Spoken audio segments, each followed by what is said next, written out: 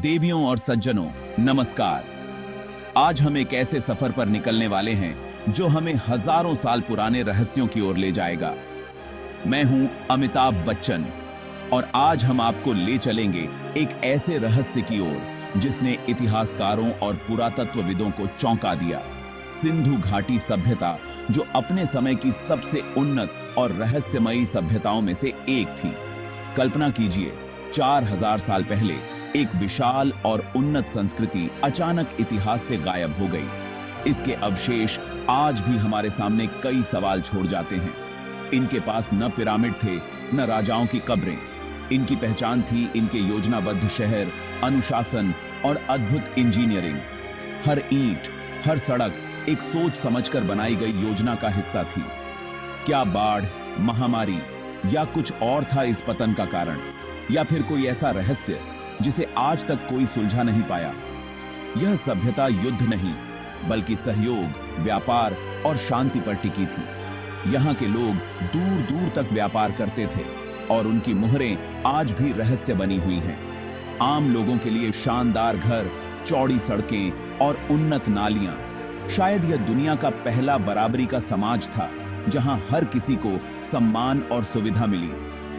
तो चलिए कंप्यूटर जी से अनुरोध करते हैं, हमें उस दौर में ले चलें जहां हम जानेंगे कि ये लोग कौन थे, कैसे रहते थे और क्यों इतिहास से लगभग मिटा दिए गए। इस रहस्य की परतें खोलने का समय आ गया है। कहानी शुरू होती है 19वीं सदी में, जब ब्रिटिश राज के दौरान भारत में रेलवे लाइन बिछाई जा रही थी।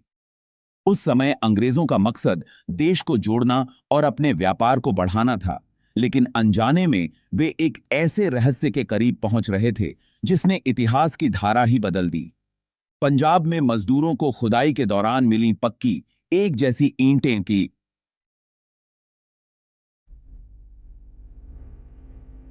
जिन्हें रेलवे ट्रैक के नीचे डाल दिया गया। किसी को अंदाजा नहीं था कि ये ईंटें हजारों साल पुरानी सभ्यता की निशानी हैं। अंग्रेज इंजीनियरों ने इन्हें साधारण समझकर इस्तेमाल कर लिया, पर असल में वे इतिहास की नींव उखाड़ रहे थे। 1920 के दशक में दयाराम साहनी ने हड़प्पा की खुदाई शुरू की और राखाल दास बनर्जी ने मोहनजोदड़ो खोजा। इन दोनों पुरातत्वविदों की मेहनत से दो ऐसी जगहें सामने आईं जो एक चौंकाने वाली, प्राचीन और विकसित सभ्यता के प्रमाण बनी। इन खोजों ने पूरी दुनिया का ध्यान भारत की ओर खींचा। इन खोजों ने साबित किया कि भारत में वैदिक काल से भी पहले एक शहरी, साक्षर और उन्नत सभ्यता थी। यहाँ के लोग न सिर्फ लिखना पढ़ना जानते थे, बल्कि उन्होंने नगर नियोजन, जल प्रबंधन और व्यापार में भी अद्भुत प्रगति की थी। धीरे धीरे लोथल, धोलावीरा, कालीबंगा, राखीगढ़ी जैसे सैकड़ों स्थल मिले। इन सब ने मिलकर साबित किया कि यह सभ्यता 15 लाख वर्ग किलोमीटर से भी ज्यादा क्षेत्र में फैली थी। यह अपने समय की सबसे बड़ी और संगठित सभ्यताओं में से एक थी। यह सिर्फ जमीन की नहीं, बल्कि भारत के गौरवशाली अतीत की खोज थी, जिसने इतिहास लिखने का तरीका ही बदल दिया। इन अवशेषों ने हमें अपनी जड़ों से जोड़ने का काम किया और भारतीय सभ्यता की महानता को फिर से उजागर किया। हमारे पूर्वज महान इंजीनियर, योजनाकार और व्यापारी थे। शांति, व्यवस्था और स्वच्छता पर आधारित संस्कृति के निर्माता। उनकी उपलब्धियां आज भी हमें प्रेरित करती हैं और यह याद दिलाती हैं कि भारत की विरासत कितनी समृद्ध और गौरवशाली है।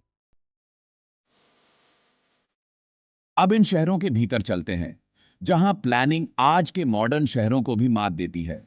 सड़कें सीधी, ग्रिड पैटर्न में, मेन सड़कें 10 मीटर चौड़ी, मानो पहले मैप बनाया गया हो।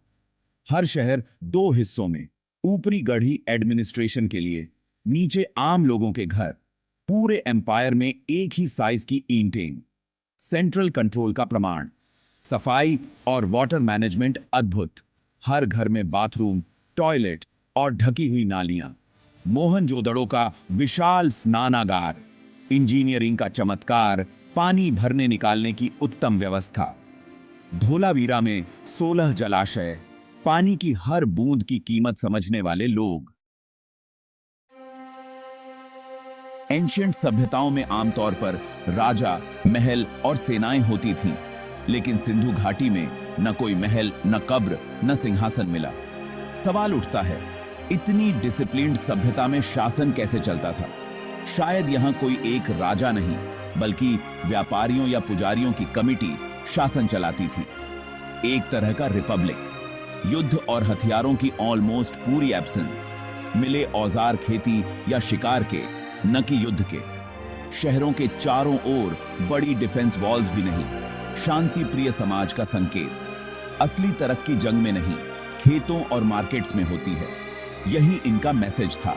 यह समाज सहयोग, अनुशासन और आपसी विश्वास पर टिका था। शासन के नए तरीके की मिसाल। सिंधु घाटी के लोग मेनली किसान और ट्रेडर थे। गेहूं, जौ, तिल, कपास उगाते, जानवर पालते, मछली पकड़ते। कपास से कपड़ा बनाना दुनिया को सबसे पहले इन्होंने सिखाया। व्यापार दूर दराजर तक। लोथल का पोर्ट, जहाज मेसोपोटामिया, ओमान, बहरीन तक जाते थे। मुहरें, सामान की पहचान या मालिक का निशान, व्यापार का सबसे बड़ा सबूत। आर्ट और ब्यूटी के शौकीन, मिट्टी के सुंदर बर्तन, कांस्य की नृत्य करती लड़की, पुजारी राजा की मूर्ति, गहनों की डाइवर्सिटी। धार्मिक जीवन अस्पष्ट, मंदिर नहीं, लेकिन मुहरों और मूर्तियों से लगता है वे नेचर, पेड़, जानवर और मातृ देवी की पूजा करते थे। योगी मुद्रा में बैठे व्यक्ति की मुहर, शायद शिव का अर्ली फॉर्म, पशुपति। किसी भी सभ्यता को समझने के लिए उसकी लैंग्वेज और स्क्रिप्ट को समझना जरूरी है।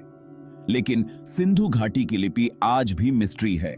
हजारों मुहरों, तांबे की पट्टियों, बर्तनों पर खुदी लिपि, लेकिन कोई नहीं जानता ये क्या कहती है। पिक्टोग्राफिक लिपि, 400 से 600 चिन्ह, कुछ मछली, कुछ आदमी, कुछ ज्यामितीय आकृतियां। शायद राइट से लेफ्ट की ओर लिखी जाती थी, जैसे उर्दू या अरबी। इसे पढ़ना मुश्किल, क्योंकि कोई लंबा लेख, बुक या बाइलिंगुअल रोसेटा स्टोन जैसा प्रूफ नहीं मिला। जब तक यह लिपि नहीं पढ़ी जाती, सभ्यता के कई रहस्य अनसुलझे रहेंगे। राजा का नाम, कानून, लिटरेचर, सब अज्ञात। कल्पना कीजिए, अगर कल कोई इस कोड को तोड़ दे, हिस्ट्री के कितने नए पन्ने खुल जाएंगे। हर स्टोरी का एंड होता है। सिंधु घाटी सभ्यता का एंड सबसे मिस्टीरियस और दुखद है। लगभग 1900 ईसा पूर्व सभ्यता पतन की ओर बढ़ी। शहर वीरान, व्यापार ठप, अर्बन कल्चर रूरल में बदल गई। सबसे strong theory, climate change. Monsoon कमजोर, बारिश कम, लंबे सूखे ने एग्रीकल्चर और लाइफ को इफेक्ट किया। घग्गर हकरा, शायद एंशिएंट सरस्वती रिवर सूखने लगी। सैकड़ों शहरों का लाइफ सपोर्ट खत्म। पानी की कमी, खेती बर्बाद, लोग शहर छोड़कर छोटी बस्तियों में बसने लगे। यह प्रोसेस 1-2 साल में नहीं, सदियों में हुई। शहर खंडहर बन गए, सभ्यता नेचर के आगे हार गई। यह पतन एक धीमी, दर्दनाक प्रोसेस थी, जिसमें एक महान संस्कृति मिट्टी में मिल गई। सिंधु घाटी के पतन पर कई पुरानी थ्योरीज थीं, जैसे आर्यों का आक्रमण, जिसे अब स्कॉलर्स रिजेक्ट कर चुके हैं। मोहनजोदड़ो में मिले कंकाल किसी मैसाकर का प्रूफ नहीं। न युद्ध, न जले हुए शहर, न हथियारों के ढेर। बाढ़ या महामारी के भी ठोस प्रूफ नहीं। ये लोकल इवेंट्स हो सकते हैं, पूरी सभ्यता के पतन का कारण नहीं। साइंटिफिक एविडेंस अब क्लाइमेट चेंज और नदियों के सूखने की ओर इशारा करते हैं। यह बाहरी दुश्मन का हमला नहीं, नेचर का बदलाव था, जिसने लोगों को लाइफस्टाइल बदलने पर मजबूर किया। कभी-कभी सबसे बड़ी पावर नेचर होती है, उसके आगे सभ्यताएं भी हेल्पलेस हो जाती हैं। हमें जवाबों के लिए हमेशा विलेन की जरूरत नहीं, कभी-कभी स्टोरी का विलेन खुद टाइम और नेचर होती है।